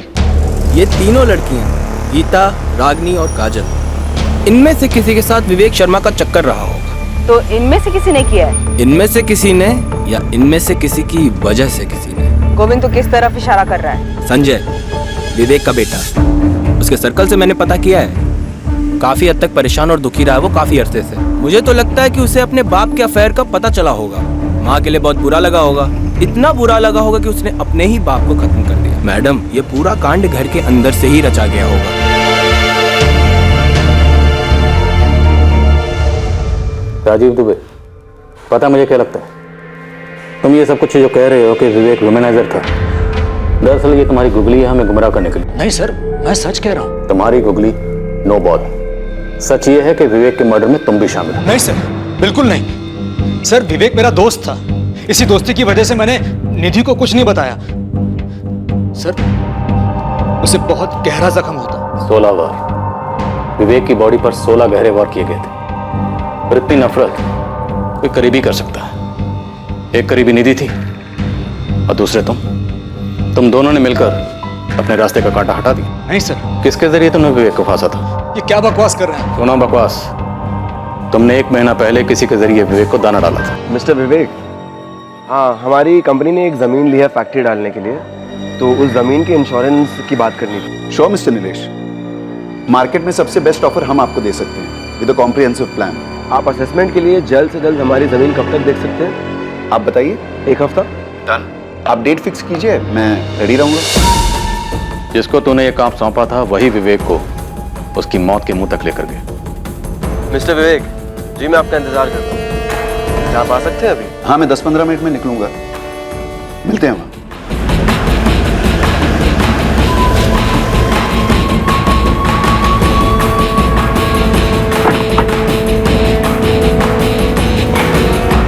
जमीन होशंगाबाद में आने के लिए बहुत बहुत शुक्रिया। अरे नो प्रॉब्लम। ऐसा ही हुआ था ना। अब ये बताओ, ये काम तुमने अकेले ने किया या ये कोई जॉइंट वेंचर था तुम्हारे और निधि शर्मा के बीच? राजीव दुबे, हम इंतजार कर रहे हैं, बोलो। मैंने समझाया था उसे, ये औरतों वाला मामला एक दिन बुरी तरह फंसा देगा। गले में फांसी का फंदा बना जो तूने और निधि शर्मा ने मिलकर उसके गले में डाला था। नहीं सर, बल्कि मैंने तो उसे समझाया था, मैंने उसे नहीं मारा सर। और मुझे पूरा विश्वास है निधि भी ऐसा कुछ नहीं कर सकती सर।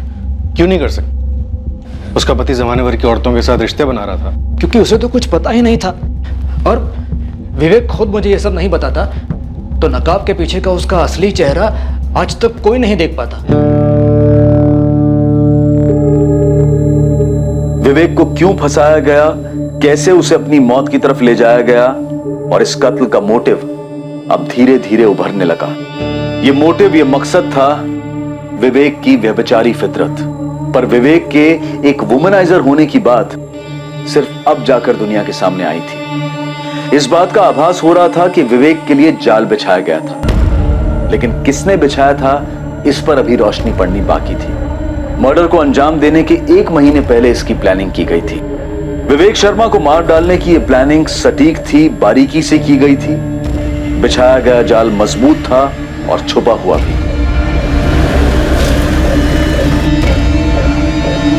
ये गर्लफ्रेंड्स वगैरह के बारे में मुझे तब पता चला जब राजीव अंकल ने मुझे सब बताया। क्या तुम्हें पता था कि तुम्हारी मम्मी और राजीव तुम्हारे पापा को मारने वाले थे? मम्मी को तो पापा के बारे में आज सुबह से पहले पता भी नहीं था। मुझे यकीन नहीं होता। मुझे भी राजीव अंकल की बात पे यकीन नहीं होता सर। मुझे भी यकीन नहीं होता कि मेरे पापा अब नहीं रहे। मुझे नहीं लगता कि कोई ऐसा था जो मेरे पापा का मर्डर करना चाहता था। मुझे नहीं लगता कि मेरे पापा किसी का बुरा करते, जानबूझ के किसी को हर्ट करते सर। और अगर किया भी था तो क्या मेरे पापा को मारना जरूरी था सर? किसने किया सर? मुझे जानना है कि मेरे पापा के साथ ऐसा किसने किया। कौन थी वो लड़की? क्या नाम है उसका? कोई एक लड़की नहीं थी, मेरा शक है ऑफिस में से कोई है। गीता, रागिनी, काजल, या उससे पहले भी कोई और? मुझे पता होता तो मैं बताता ना। राजीव, तुम्हें पहले से पता था कि उसका अफेयर चल रहा है, लेकिन तुमने मुझे नहीं बताया। मैं कैसे बताता? मुझ पे भरोसा करके उसने मुझे बताया। मैं तुमसे कहता तो तुम दोनों की शादी टूट जाती। अभी भी तो टूटी ना राजीव, अब तो सब टूट गया। मैंने कितनी बार समझाने की कोशिश की, वो मानता ही नहीं था। क्यों? क्या कहता था? गलत तब होता है जब किसी को पता हो गलत हुआ है। वो मेरी बात सुनता ही नहीं था। मेरी सुनता? अगर तुमने बताया होता तो।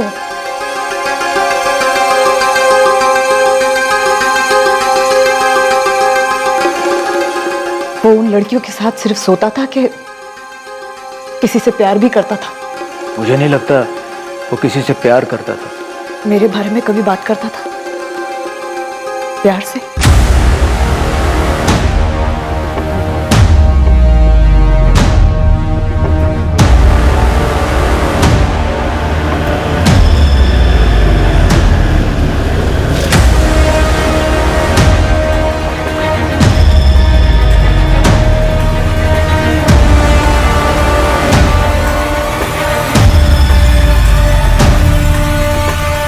गाड़ी मिल गई है सर, विवेक शर्मा की, MPCX I4007X।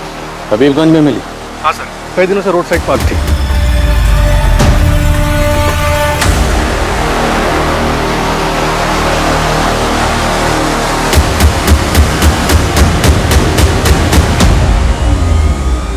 कमल, कत्ल हुआ उबैदुल्लागंज में और दफनाया गया होशंगाबाद में, और विवेक की गाड़ी को ठिकाने लगाया गया हबीबगंज में शातिर प्लानिंग, और इसका सीधा सीधा ताल्लुक विवेक के बेशुमार अफेयर के साथ है। और मुझे लगता है इनमें से कोई एक अफेयर ऑफिस में से किसी के साथ था। और ये तीनों रागिनी, काजल और गीता आपस में बॉल पास करते हैं, किसी पे शक टिकने नहीं दिया। सब तोड़ते हैं तीनों को।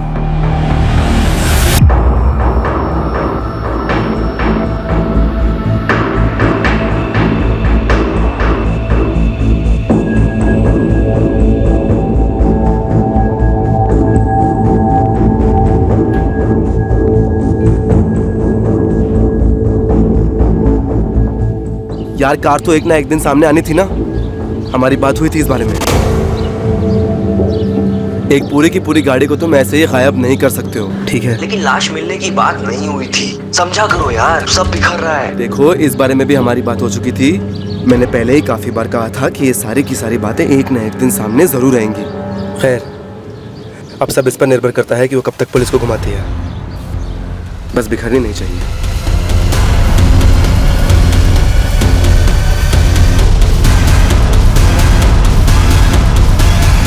मैं कबूल करती हूँ, विवेक सर और मेरा अफेयर था।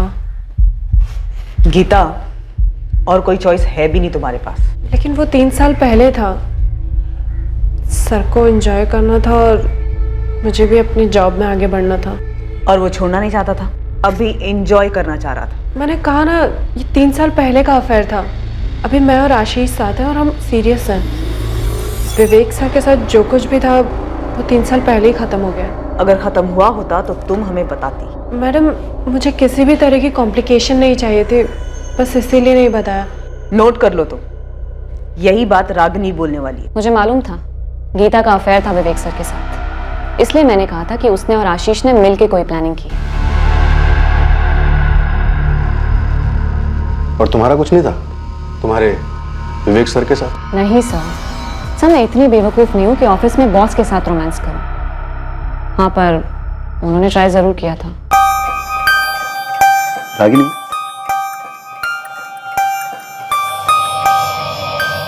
तुम्हें मेरे साथ क्लाइंट मीटिंग के लिए चलना चाहिए। काम फास्टर सीखोगी, ऑफिस के लिए और हमारे फ्यूचर के लिए अच्छा रहेगा। सर, जब मैं फील करूंगी कि मैं रेडी हूँ क्लाइंट मीटिंग्स के लिए, तब मैं ज़रूर चलूंगी। एक क्लाइंट के साथ लंच मीटिंग है आज। Thank you sir, but no sir, मैं इस वक्त कंफर्टेबल फील नहीं कर रही हूँ, प्लीज़। गीता या काजल ने मुझसे डायरेक्टली कभी कुछ नहीं बोला, लेकिन मुझे पता था होटल में लंच मीटिंग का क्या मतलब होता है। वैसे काफ़ी स्मार्ट हूँ मैं सर। उतनी भी नहीं, क्योंकि तुम्हें लगा तुम्हारा प्लान कभी पकड़ा ही नहीं जाएगा। मालूम है मुझे, आप मुझे प्रेशराइज करके मुझसे कुछ निकलवाने के चक्कर में हैं। आप पुलिस वालों की स्टैंडर्ड प्रैक्टिस है ये, आई नो। लेकिन सर, इस वक्त आप मेरे साथ डेड एंड पर हो, मुझसे कुछ नहीं मिलेगा। फिर किससे मिलेगा? गीता या काजल? मुकेश चंद, याद है आपको? उसने कौन सा नंबर यूज किया था? वो है कातिल? सर, मैंने अपनी खुद की इन्वेस्टिगेशन की है और मेरी रीडिंग के हिसाब से मुकेश चंद के डिटेल्स यूज हुए हैं, फर्जी सिम बनाया गया है। वो तो सिर्फ बलि का बकरा था। सॉरी, मैंने तुम्हें अंडर एस्टिमेट किया। तुम काफी स्मार्ट हो। फिर तुम्हारी इन्वेस्टिगेशन से ये तो जरूर पता चला होगा कि वो फर्जी सिम कार्ड किसने बनाया था। मेरी झूठी तारीफ छोटी आवाज में कर रहे हो सर। रागिनी, उस आदमी का नाम दो। दे तो दूंगी, पर आप यकीन नहीं कर पाओगे। यकीन करना ना करना वो हम पे छोड़ दो, तुम बस नाम दो। सर, आप ये क्या कह रहे हैं? मेरी कुछ समझ में नहीं आ रहा है। विवेक ने क्या तोड़ा? दिल, वादा या भरोसा? क्या गलत किया था विवेक ने तुम्हारे साथ? ये कैसा सवाल है सर? मैं उनकी एम्प्लॉय थी, वो मेरे बॉस थे और मैं बहुत मेहनत करती थी सर, बस इतना ही है। तो फिर किसके साथ गलत किया ऑफिस में? अफेयर करके किसे छोड़ दिया? सर, मुझे कैसे पता होगा? मैं अपने काम से काम रखती थी। काजल चौहान ने विवेक सर को मारने का प्लान बनाया था। पहले तुम गीता आशीष कह रही थी। सर, गीता आशीष गलत कैलकुलेशंस थे। गलत कैलकुलेशन क्यों कहोगी? सर, मैं गलत संभावना पकड़ के चल रही थी। होती है गलती 2 और 2 4 में, पर एक काजल के साथ कोई गलती नहीं हो सकती सर। मैंने काफी क्लोजली ऑब्जर्व किया है उसे सर। और क्या कैलकुलेशन की? सर हमारे क्लाइंट हैं पूजा अपैरल्स, काजल उनका अकाउंट हैंडल करती है। जानते हैं? आगे? पूजा अपैरल से हैं आदित्य सिंह। आदित्य सिंह का क्या कनेक्शन है विवेक के मर्डर से? उन दोनों का अफेयर चल रहा है सर। तुम फिर गेम खेल रही हो खुद को बचाने के लिए? सर मैं कोई गेम नहीं खेल रही, और जब मैंने कुछ किया ही नहीं तो खुद को क्यों बचाऊं? सर मैं आपकी सिर्फ हेल्प कर रही हूँ। जब आपका खबरी मेरा पीछा कर रहा था तब मैं इस काजल को फॉलो कर रही थी।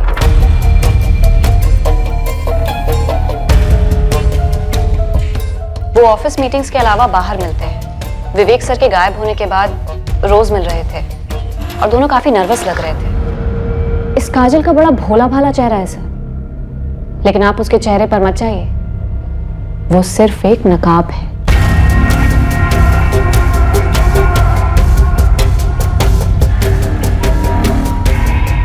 उस नकाब के पीछे एक चालाक प्लेयर छिपे हुए। कैसी player? Game of love sir. वो विवेक सर के साथ भी अक्सर बाहर जाती थी, कहने को मीटिंग्स, पर असलियत तो सिर्फ वो दोनों जाने। काजल चलो जल्दी, हम लेट हो रहे हैं। और वो मुकेश चंद वाली बात? वो बस मेरा डिडक्शन था। पहले मुकेश चंद के नाम पे फर्जी सिम, फिर विवेक सर को फंसाया जाता है, फिर मारा जाता है, फिर दफनाया जाता है, और फिर उनकी कार को किसी रोड पे पार्क कर दिया जाता है। पर आप लोगों को पता लगाने में इतना समय लगा। सर इंग्लिश में इसे एंट्रैपमेंट कहते हैं। काफी जानकारी रखती हो तुम परफेक्ट क्राइम के बारे में। बचपन से सर मैं फैन रही हूँ क्राइम शोज की और क्राइम नॉवेल्स की। पिछले 8 साल से क्राइम पेट्रोल देख रही हूँ, और हर बार एक ही बात सामने आई है, जिस पर पुलिस का कम से कम शक होता है ना सर, वही होता है किलर।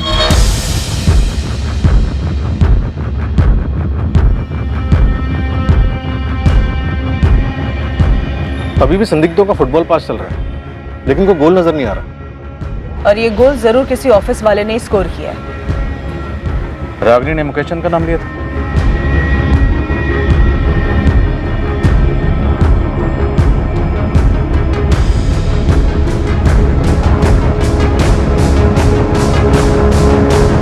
वो तो ऑफिस में सबका नाम लेती रहती है, गोल गोल बातें करती है। अजीब कैरेक्टर है उसका। यस सर, मुझे भी थोड़ी ऑफ लगती है वो। राजीव दुबे, अगर राजीव दुबे ने ये औरतों वाली बात का खुलासा शुरुआत में किया होता तो हमारी थ्योरी क्या बनती? हम विवेक शर्मा के कॉल रिकॉर्ड्स में से औरतों की लिस्ट बनाते, उनकी छटनी करते, और फिर खबरियों के जरिए पता चलता कि विवेक के ऊपर इतना गुस्सा किसे था। लेकिन सर विवेक के फोन रिकॉर्ड में हमें ऐसा कुछ भी नहीं मिला है। शायद वो फोन पर रोमांस ना करता, फेस टू फेस करता, और फेस टू फेस सबसे ज्यादा वो ऑफिस में होता था। गीता ने कबूल किया है कि 3 साल पहले उसका विवेक के साथ अफेयर था, लेकिन ये बात राजीव और निधि को नहीं पता। रागिनी ने किसी अफेयर से इनकार किया, लेकिन काजल का नाम लिया।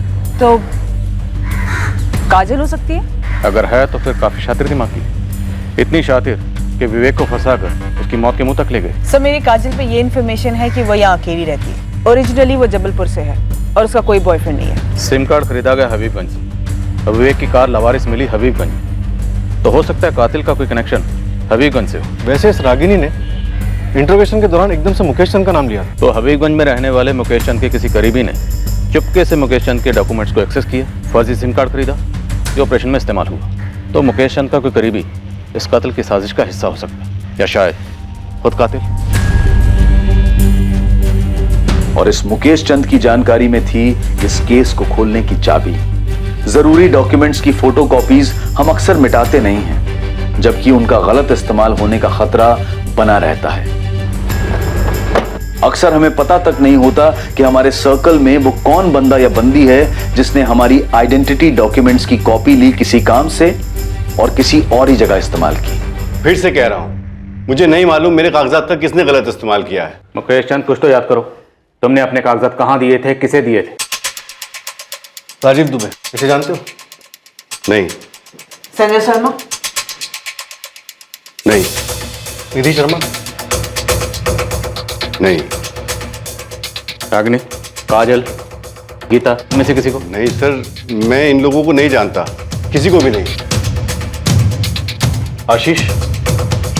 नहीं सर। मुकेश चंद, इनमें से किसी को भी नहीं जानते?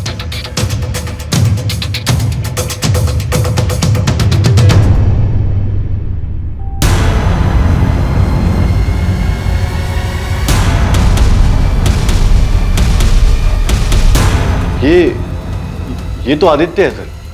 मेरा पड़ोसी है। इसने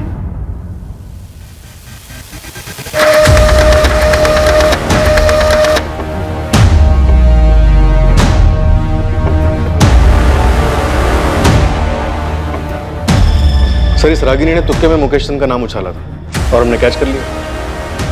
इस आदित्य कोई पार्टनर, कोई साथीदार? सर, एक नाम है नीलेश कुमार। लिस्ट में से कॉल्स कई बार आते जाते रहे। इतना ही नहीं सर, कत्ल वाले दिन दोनों की फोन लोकेशंस उस फर्जी सिम कार्ड वाले फोन से मैच हुई।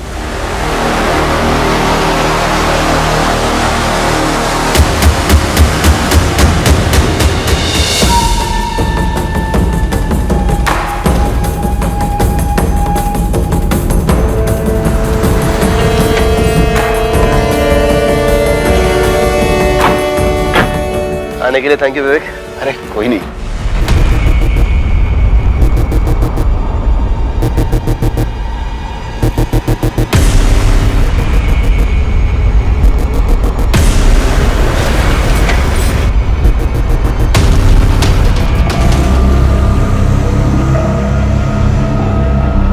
मिला क्या? इसमें कुछ भी नहीं है यार। अरे देख उसके पर्सनल फोल्डर्स में देख, यहाँ पे भी नहीं है। अरे होगा अंदर, देख अच्छे से छान कर।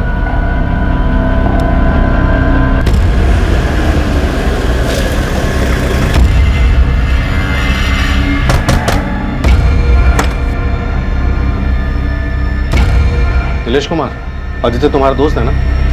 जी।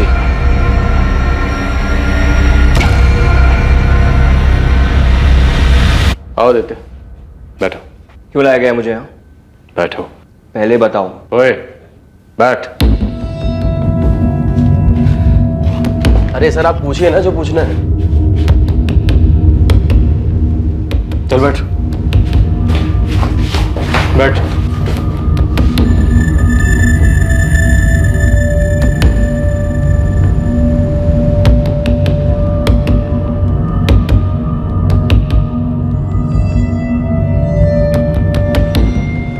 मिस काजल चौहान, आदित्य और नीलेश को धर लिया हमने। काजल? काजल ने करवाया? आई ऑलमोस्ट न्यू इट कि ये सब काजल ने किया है। लेकिन ये सब कब कैसे हो गया? रागिनी, तुम और क्या जानती हो सबके बारे में?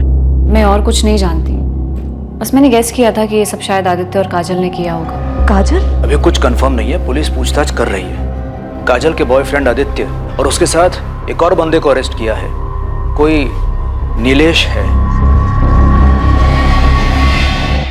काजल, आदित्य, नीलेश, तुम लोगों के खिलाफ हमारे पास बहुत कुछ है, पर तुम लोगों के पास वक्त बहुत कम है, इसलिए जितनी जल्दी बोलोगे तुम लोगों के लिए उतना बेहतर होगा। विवेक शर्मा को तुम लोगों ने क्यों मार डाला? सर, वो आदित्य मेरा दोस्त है, मैं बस इसकी हेल्प कर रहा था। मर्डर में? और कोई तरीका नहीं है क्या? जब तक विवेक जिंदा है मैं काजल को शादी के लिए नहीं मना पाऊंगा यार। लेकिन यार, विवेक को मार देने से अच्छा और आसान उसे छोड़ देना है। और काजल उससे ब्रेकअप क्यों नहीं कर रही है? अरे वो उसे नहीं जाने दे रहा है यार। अबे यार, शादीशुदा आदमी है, 19-20 साल का बेटा है उसका। बोल ना काजल को धमकी देने के लिए कि वाइफ और बेटे को सब बता दूंगी। अरे नहीं यार, ऐसे नहीं हो सकता। वो डरती है, उसे डर है कि विवेक उसे बर्बाद कर देगा। तुम उसे छोड़ क्यों नहीं देती हो? मैं हमेशा तुम्हें खुश रखूंगा, आई प्रॉमिस। नहीं आदि, मैं चाहती हूँ अभी ये नहीं कर सकती। This is not possible. तुम पूरी तरीके से उसकी मुट्ठी में क्यों हो काजल? वाई? क्योंकि वो है ऐसा, खतरनाक है वो। सबके सामने एक चेहरा है और पीछे कुछ और। मैं जब उससे पहली बार मिली थी, मुझे उसका ये चेहरा दिखा ही नहीं, सिर्फ ये गुडी गुडी मास्क।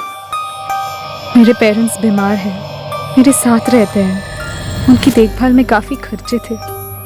मेरे लिए वो जॉब दुनिया की सबसे इम्पोर्टेंट चीज थी। और विवेक मुझे सब कुछ ऑफर कर रहा था, सब कुछ।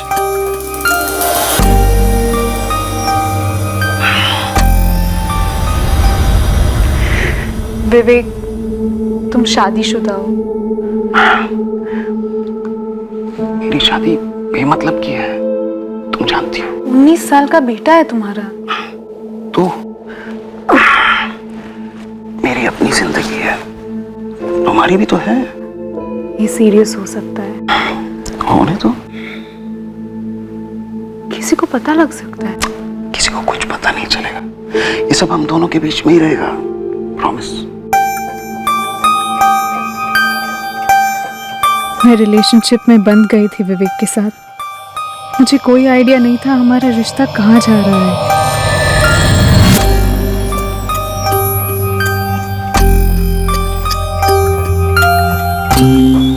या कम इन। हम आए दिन सेक्स के लिए मिलते और वो मेरी काफी अच्छी तरीके से हेल्प कर रहा था। प्रमोशंस, इंक्रीमेंट्स, बोनस, ऊपर से गिफ्ट्स। लेकिन हमारा रिश्ता उसके आगे कहीं जा ही नहीं रहा था।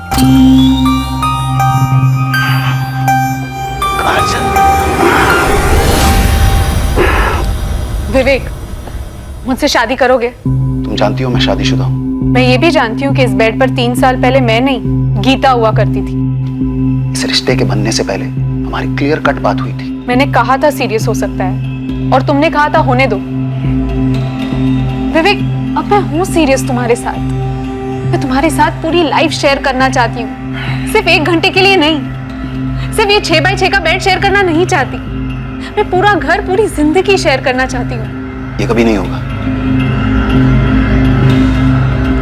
तो आज तक इस कमरे में जो होता आया है वो भी अब कभी नहीं होगा। क्यों? कोई और है तुम्हारी लाइफ में? हो सकता है, नहीं भी हो सकता है, लेकिन एक चीज क्लियर है, मैं ऐसे कंटिन्यू करना नहीं चाहती। जहां हमारे रिश्ते की बाउंड्री 6x6 का बेड है और कुछ नहीं। कौन है वो? कौन है तुम्हारी लाइफ में? वो तुम्हें ब्लैकमेल कर रहा है और तुम उसके हाथों की कठपुतली बने जा रही हो। मैं ऑलरेडी कठपुतली हूँ आदित्य, और वो छोड़ने के लिए तैयार ही नहीं है। तुम किसी और से प्यार करने लगी हो, ब्रेकअप चाहती हो? हाँ। तुम्हें याद है वो वीडियोस जो हम बनाते थे होटल रूम में, सेक्स वाले वीडियोस? वो ब्लैकमेल, धमकी दे रही हो मुझे विवेक? ना ना ना ना, रियलिटी। तुम मुझे छोड़कर जाने की सोचना भी मत काजल। तुम जहां भी जाओगी ना, मैं तुम्हें ढूंढ निकालूंगा और बर्बाद कर दूंगा।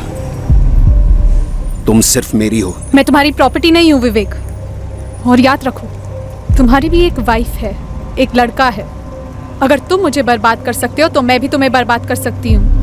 बर्बाद? मुझे?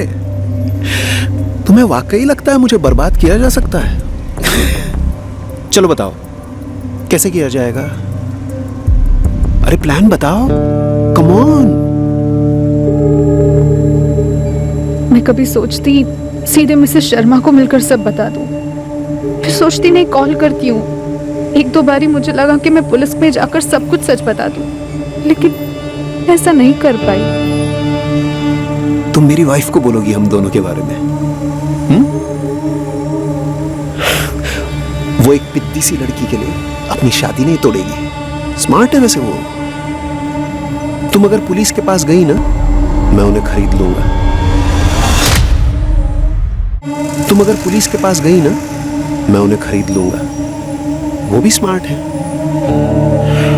अब तुम्हें स्मार्टली सोचना है कि अगर मैंने वो वीडियोस वायरल किए, मेरा चेहरा तो ब्लर होगा, तुम्हारा, सिर्फ तुम्हारा चेहरा दिखेगा करोड़ों लोगों को और दुनिया के हर कोने में। और तुम्हारा वो जो भी है ना,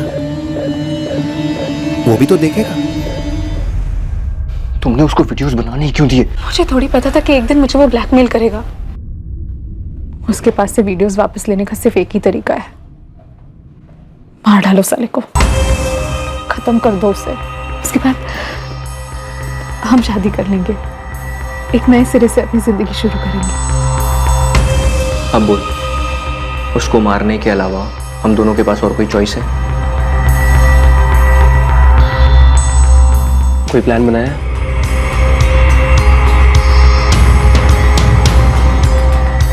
सबसे पहले हमें विवेक को फंसाना होगा।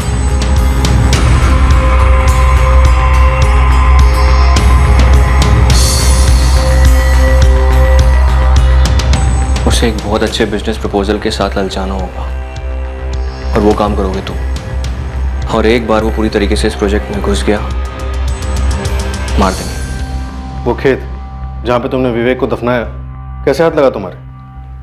सर वो मैंने दिलवाया था। विवेक के मोबाइल पर वो वीडियोस मिले तुम लोगों को?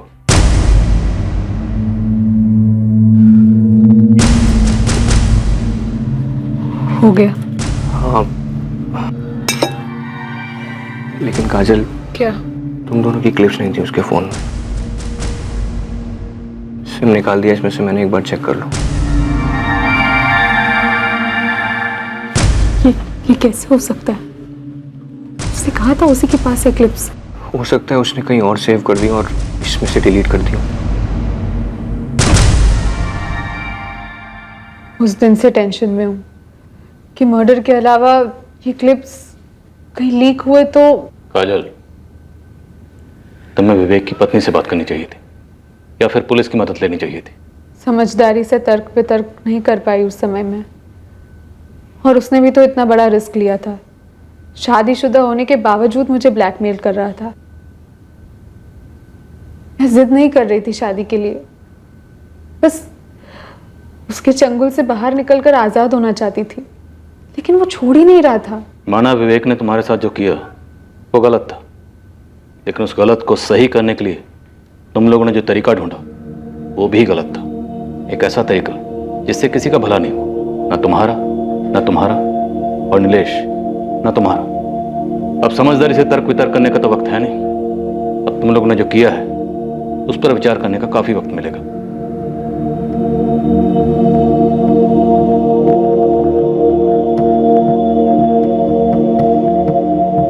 आदित्य सिंह, नीलेश कुमार और काजल चौहान पर आईपीसी की धारा 302 के तहत कत्ल के लिए और धारा 34 के तहत कॉमन इंटेंशन के चार्जेस लगाए गए हैं। विवेक की पत्नी यकीन ही नहीं कर पा रही है कि उसके पति का एक ऐसा चेहरा भी था जिसकी झलक तक उसे कभी नहीं दिखी। जहां निधि का रोना यह है कि काजल को उससे मिलकर सारा खुलासा कर देना चाहिए था, वहीं काजल भी दिल ही दिल में इसी बात को लेकर रो रही है।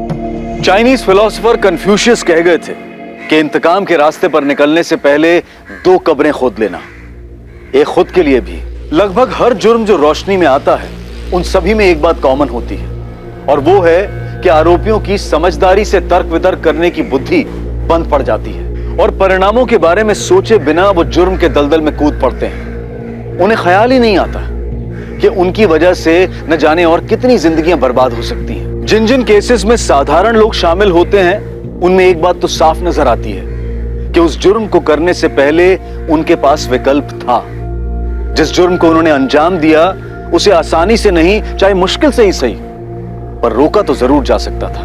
हम सबको ये याद रखना चाहिए कि हालात चाहे कैसे भी हों, पर यह ना सोचें कि तर्क वितर्क की सोच, कॉमन सेंस की सोच, इंसानियत की सोच कभी बेकार जाएगी। कोई भी हालात हम पर इतने हावी नहीं होने चाहिए। हमें सतर्क रहना होगा और किसी भी सूरत में हमें दिमागी शांति की लकीर पार नहीं करनी चाहिए। अब मैं अनूप सोनी आपसे विदा लेता हूं, फिर मुलाकात होगी एक और नए केस के साथ। और याद रखें, क्राइम और आपके बीच में सिर्फ इतना फर्क है कि आप कितने सतर्क हैं। सतर्क रहें, सुरक्षित रहें। जय हिंद। इस तरह के और भी एपिसोड देखने के लिए हमारे चैनल को सब्सक्राइब करें और बेल आइकन दबाना ना भूलें।